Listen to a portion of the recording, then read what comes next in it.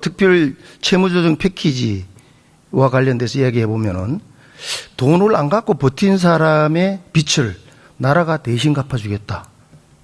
이렇게 해석할 수 있지 않을까요? 아니요, 그거는 그렇지 않다라고 생각합니다. 버티는 게 아니고요. 파산 상태가 돼서 거의 상환할 수 없는 분들, 그런 분들을 대상으로 한다는 점을 말씀드립니다. 예. 금융위원회 사무처장님 나오셨죠? 통일부 차관님 나오셨나요? 네, 교정실장 나와 있습니다. 예.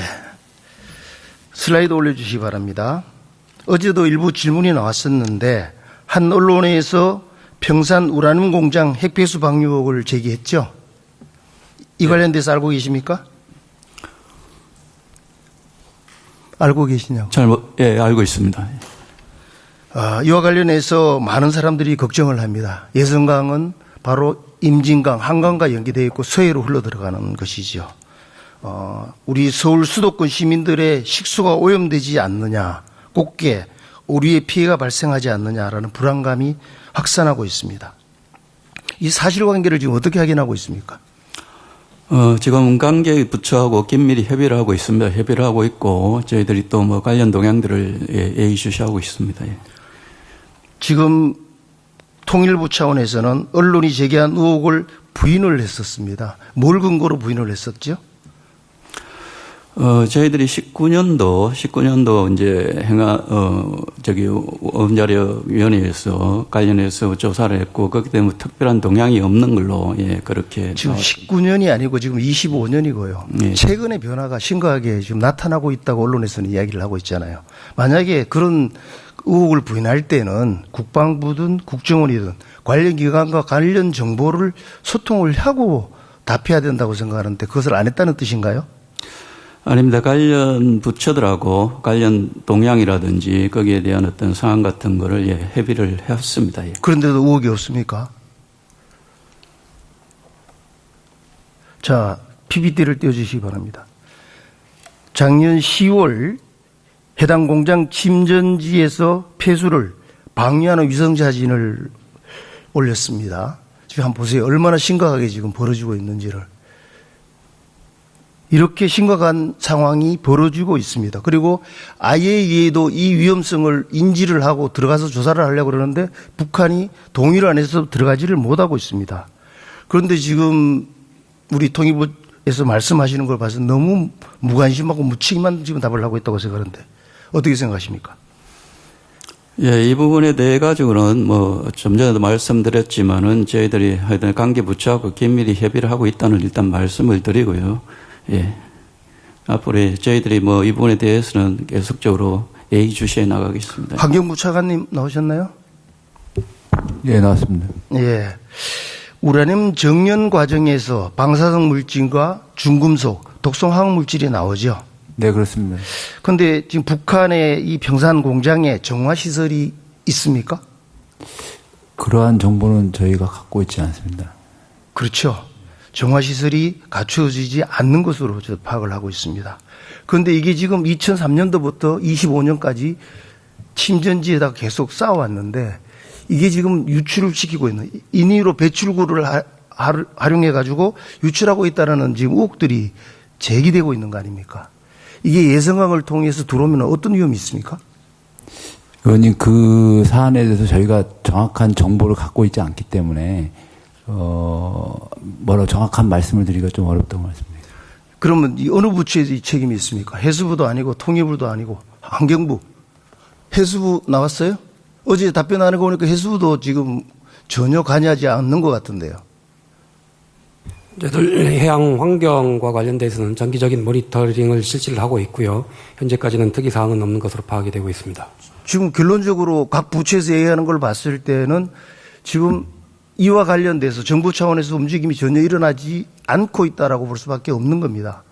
그런데 제가 놀라운 것은 지난 23년 5월 후쿠시마 오염수 방류와 관련해서 민주당이 보여왔던 행태하고 비교해 봤을 때 너무 차이가 난다는 겁니다. 범국민 100만 서명 운동을 하면서 장애 집회를 이끌었고요. 당시 이재명 현 대통령은 인천의 규탄 집회에서 오염수 말고 핵폐수라고 부르겠다. 오염수를 우물에 독극물을 퍼 넣는 것과 같다. 이렇게 지금 이야기를 했어요. 그런데 지금 바로 북한 지역에서 이와 같은 상황이 벌어지고 있음에도 불구하고 강 건너 불구경하듯이 하고 있는데 이게 말이 됩니까? 해수부 차관님, 지금 후쿠시마 오염수가 몇 번 방류가 됐죠? 지금 한 8차 정도 방류된 것으로 제가 기억합니다. 12번 방류됐습니다. 12번. 12번 방류하는 과정에서 유해물질이 검출된 적이 있다고 보고를 받은 적이 있어요? 현재까지 모니터링하고 있습니다만 이제 다 기준치 이내로 파악이 되고 있습니다. 유해물질이 없습니다. 중국도 어제부터 일본 수산물을 수입하겠다라고 선언했죠. 그죠? 어제 발생한 일은 제가 정확하게 인포메이션 갖고 있지 예, 않고요. 그거 확인해 보십시오. 했습니다. 이런 겁니다. 지금 실제로 오염도 되지 않는 후쿠시마 오염수를 가지고 국민들을 선동하고 불안하게 하고 수산물 업자들을 피해를 입히고 G7에서 우리 외교부 차관님 나오셨나요? 네. 일본 수상 만났죠? 네. 후쿠시마 오염수 관련해 가지고 항의한 적 있습니까? 정상 간의 대화 내용에 대해서는 구체적으로 제가 말씀드리긴 좀 어렵습니다. 예. 아무런 이야기를 안 하고 책임을 안 집니다. 이걸 누가 책임집니까? 제가 우리 정부 당국에 요구를 합니다. 북한 평산 우라늄 공장의 핵폐수 의혹은 심각합니다. 그래서 방류 의혹부터 가능한 모든 정보를 활용해 가지고 파악하십시오. 그리고 범정부 차원에서 이것은 정확히 대응해야 됩니다. 선전선동을 하는 것이 아닙니다. 팩트를 정확히 체크해 가지고 문제가 되는 것을 사전에 막아야죠. 그리고 이건 IAEA도 관계되고 국제사회에서 함께 해야 되는 겁니다. 그와 관련해서 좀 노력을 해 주십시오 하는 말씀을 드립니다. 본질이 들어가 있습니다. 기재부 1차관님. 네, 네. 이차관입니다. 이번에 추경을 편성하면서 올해 말 적자성 채무가 923조 5천억 원에 육박하는 그런 전망들이 보이죠. 네. 적자성 채무가 뭡니까? 저희가 통상적으로 금융성 채무는 금융자산을 적자와 함께 동시에 보유하고 있는 거고요. 그리고 적자성 채무는 그러한 자산을 보유하고 있지 않는 채무를 그렇죠. 말입니다. 그래서 상당히 위험한 거고 경직성을 심화시킬 수밖에 없는 그런 거지 않습니까? 그래서 구체적이고 실효적인 적자 관리 채무 체계가 갖추어져야 되는데 이재명 정부에서 로드맵을 가지고 있습니까? 지금 적자성 채무 관리하는 그 자체에 대해서 역대 정부도 지금 그거를 가져본 적은 없는 상황이고요. 대신 지금 경기 대응적으로 재정을 운영하면서도 재정의 지속 가능성도 항상 염두에 두고 관리 방안을 만들어 나갈 계획입니다. 이걸 제가 묻는 이유는 지금 대책 없이 지금 채무가 증가되고 있는데 이걸 고려하지 않으면서 지금 정부에서 하고 있는 특별 채무 조정 패키지라든가 민생회복 소비 쿠폰 이것을 하고 있는 것에 대해서 문제를 제기하기 위함입니다. 먼저 특별 채무 조정 패키지와 관련돼서 이야기해 보면은 돈을 안 갖고 버틴 사람의 빚을 나라가 대신 갚아주겠다. 이렇게 해석할 수 있지 않을까요? 아니요, 그거는 그렇지 않다라고 생각합니다. 버티는 게 아니고요. 파산 상태가 돼서 거의 상환할 수 없는 분들, 그런 분들을 대상으로 한다는 점을 말씀드립니다. 예. 금융위원회 사무처장님 나오셨죠? 예. 대출 광고에도 보면은 과도한 빚은 고통의 시작이다라고 하는데 대출 연체 기준에 대해서 알고 있죠? 간단하게 좀 설명할 수 있나요? 대출 연체 기준. 통상 그 소액이 저희가 90일 이상 연체되면 연체로 관리하고 있습니다. 사실 단기 연체만 하더라도 여러 가지 불이익을 받게 되죠. 그렇습니다. 지금 그 7년 이상 채무를 유지한 경우만 적용해 가지고 실질적으로 이번에 탕감을 해주는 걸로 이야기를 하고 있는데 그러면 대환하신 분들은 어떻게 되는 거죠?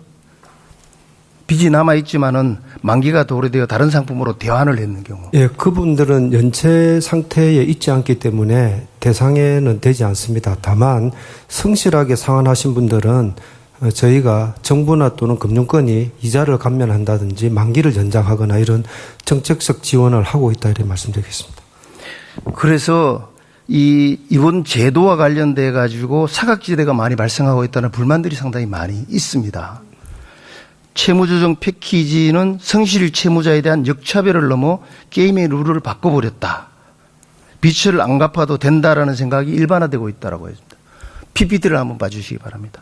저기 빨간 줄 쳐놓은 걸 한번 읽어보세요. 얼마나 심각하게 지금 우리 국민들이 반응하고 있는지를. 온라인 커뮤니티에서도 이런 의견들이 쓰나미처럼 나오고 있습니다. 이거 어떻게 생각하십니까?